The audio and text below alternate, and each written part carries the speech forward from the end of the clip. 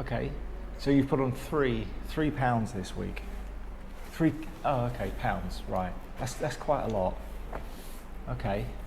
I mean, that is quite a lot. And, oh, and I've got to cook tonight. Oh, yeah, no, that's fine. I can do that after I've done the washing up. Yeah. And James set fire to the bedroom. Okay, and wet the bed. That's pretty impressive. He set fire to the bedroom and urinated on it. I bet that smells fantastic. Yeah. Yeah. And there's a hole in the floor. Right. Okay. Now I can fix that too. Yeah. Yeah. That's fine. And is there anything else I need to do tonight? Okay. Oh yeah. I can do all that as well. Yeah. Because I've got no extra work to do tonight. No, of course I'm being sarcastic. I've got lots of extra work to do tonight. But I'd love to do even more. Yeah. That's fine. Yeah. That's okay. And what was that? My grandfather? Dead, you say? Right. Well, that's fine. I mean, people die. Okay. Brilliant. No, it's fine. That hasn't depressed me at all. What I'll do is I'll take all this stress and I'll just take it out on somebody else. I'll make somebody else suffer. It's fine. I'll have fun doing that. All right. Thank you. Bye-bye. Right, I think we have to have a grammar lesson. So, open your book to page 116. This is why I do it. Page 116, a quick review of prepositional phrases. Now, luckily for you, prepositional phrases aren't really that hard, but we'll go through it anyway. First of all, let's read through the book. Then I've got an article from Grammarly to read through, and then I've got some worksheets for you and a quiz, because I'm just that good a teacher, and because I already knew that terrible things were going to happen, because they happen every single day.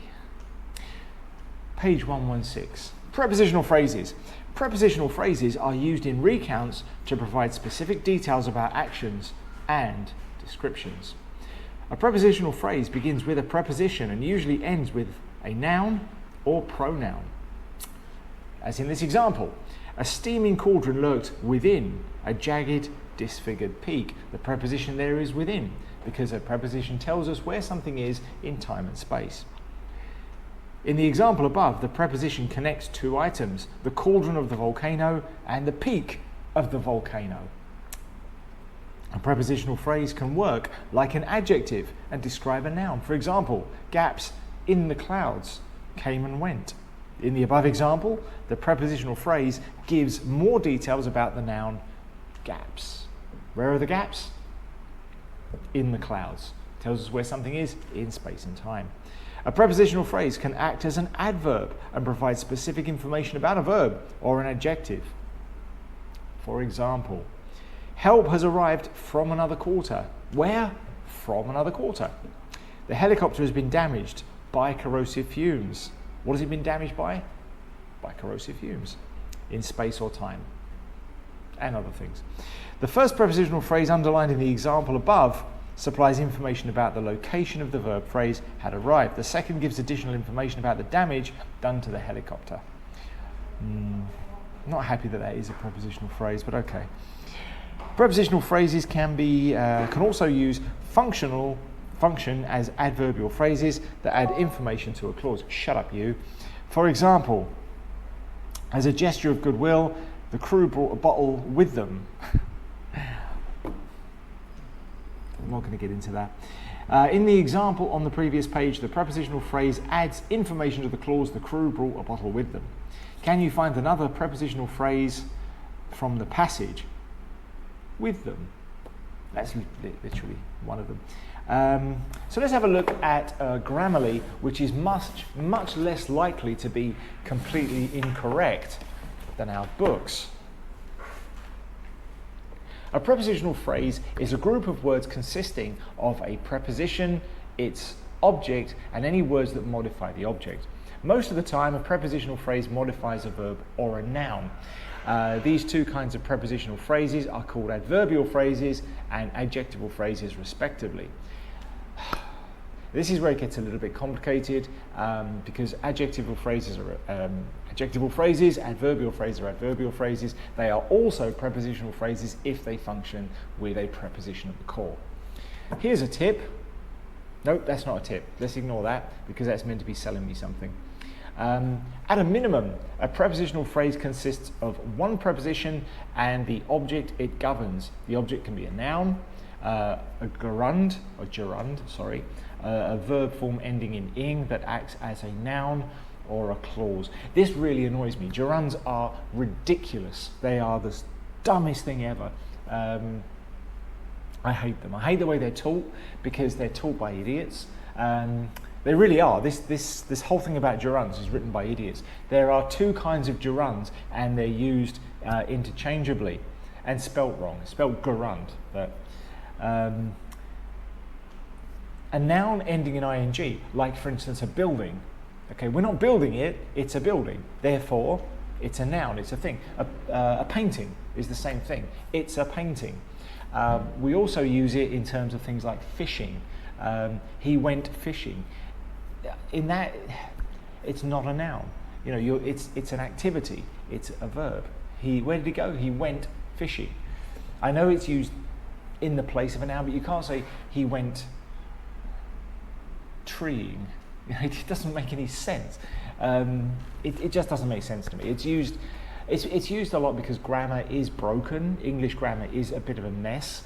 So these things don't always work properly. So I would argue that gerunds are used kind of papering over the cracks where there is damage in the English language. So I wouldn't worry if you don't understand them. I don't think they're used correctly, and my brain being logical screams in confusion at them as well. I just don't like them. Example, he arrived in time. Example, is he really going out with that guy? These two basic elements, modifiers, can be freely added. Example, he arrived in the nick of time. Example, is she really going out with that tall, gorgeous guy? I wonder who she could possibly mean. Not me, obviously. Some of the most common prepositions that begin prepositional phrases are to, of, about, at, before, after, by, behind, during, for, from, in, over, under, and with. Prepositional phrases that modify nouns. You know, if I think about this like this, it makes me realise that I need a shave. Prepositional phrases that modify nouns. When a prepositional phrase acts upon a noun, we say it is behaving adjectively. No one says that. Because adjectives modify nouns. A prepositional phrase that behaves adjectively is called, quite logically, an adjectival phrase. So why are we talking about it here and not in the adjectival phrase section? I don't like the way some of these websites deliberately confuse you. I get the impression, and I've seen this from other teachers as well, that these people are, you know, they've spent weeks studying this stuff, getting all the rules down, writing a book about it, and then they think, you know what, this makes me very clever, so I'm going to show off how clever I am by confusing you. Example, the cat in the middle is the cutest. Example, I always buy milk from the convenience store on Main Street. Example, my mother has always wanted to live in a cabin by the lake. My mum didn't, actually. I did have a friend who wanted to live in a boat. She wanted to live in a narrow boat, which is literally a boat that's narrow. It's not a terribly imaginative name, but she always wanted to live in one of those. Never really understood why, and she couldn't really explain it. She just said she was a bit crazy and she liked cats. But then she had kids, loads and loads of kids. So all of her dreams disappeared. In the first of these sentences, in the middle answers the question of which cat the writer thinks is the cutest. Similarly, on Main Street gives us information about which store the writer is describing, and by the lake tells us what kind of cabin the writer's mother is dreaming about. All of these adjectival phrases provide specificity to a noun in order to enhance our understanding. Sorry, my eyes are absolutely knackered. You wait till you get to my age. You think I'm bad? I've had a mobile phone for about 3 years. 3 years. Spent a long time on my laptop because I'm an author. 3 years. And laptops have only been around for what, 20 odd years? Like they are now, maybe less. So can you imagine what you're going to be like when you're my age? Spending your whole life staring at a screen. You'll all be blind. Prepositional phrases that modify verbs. This just goes on and on. Sorry, I hate grammar. When a prepositional phrase acts upon a verb, we say it is behaving adverbially because adverbs modify verbs. A prepositional phrase that behaves adverbially is called an adverbial phrase. But you didn't see that coming. Example, to find the person who stole the last cookie, look behind you. I'm not going to do that because I know it's a wall. It's difficult though, when someone says look behind you, you kind of want to, you think, what's going on? Look behind you right now. Actually, if you do look behind you, you'll see something you didn't expect to see. Example, Harry drank his butter beer with fervour. What the hell is butter beer? You can't make beer out of butter. And if you could, you shouldn't. You shouldn't. God, this is worse than the textbook. In the first sentence, behind you answers the question, look where? Where should I look? Behind you. In the second, the verb answers the question, drank how? It doesn't answer the question of why is butterbeer a thing? Why is it mentioning butterbeer? God, I wish I was still in bed. Prepositional phrases acting as nouns. Less frequently, prepositional phrases can function like nouns in a sentence. Yay. Example, during the national anthem is the worst time to blow your nose. That's not true. That isn't true. For a dentist, it's always the wrong time to blow your nose. Think about that. Example, after the game will be too late for us to go to dinner. Okay, finished. No more, good. Okay, how to avoid excessive prepositional phrases. How much is too much? It is tempting to overuse It is tempting to overuse prepositional phrases. It's true. It's true. Sometimes I write down lists of prepositional phrases, and while I'm talking to people, interesting people, I pull them out and I say, I'm about to show off how intelligent I am by running through my list of prepositional phrases. It's a huge temptation. God, I hate this book. Oh dear. What happened to you? You can sometimes look back over your life and you can highlight that moment where everything went wrong. You can look back and think, that was it. It's tempting to overuse prepositional phrases. If you see more than one preposition for every 10 or 15 words in your writing, you should edit some of them out. You may be surprised at how much more elegant and economical your writing is when you make the effort to do this. There's a lot of advice about how to write. Those of you that want to be writers, which is probably none of you if you've got any sense, it's like James. A lot of people say, oh, maybe your son will become a writer. No, because I will beat him to death before I allow him to become a writer. It's the worst job ever. Lots of people give you advice. The latest one is no adjectives, no adverbs. It's complete gibberish. It's complete nonsense. Is it best to behave with caution when running with a sword in the presence of Magneto? That is a very complicated metaphor. There is nothing grammatically incorrect about this sentence, but it has two with phrases, an of phrase and an in phrase, which is a sure sign that it can be written more efficiently. In Magneto's presence, run cautiously with swords.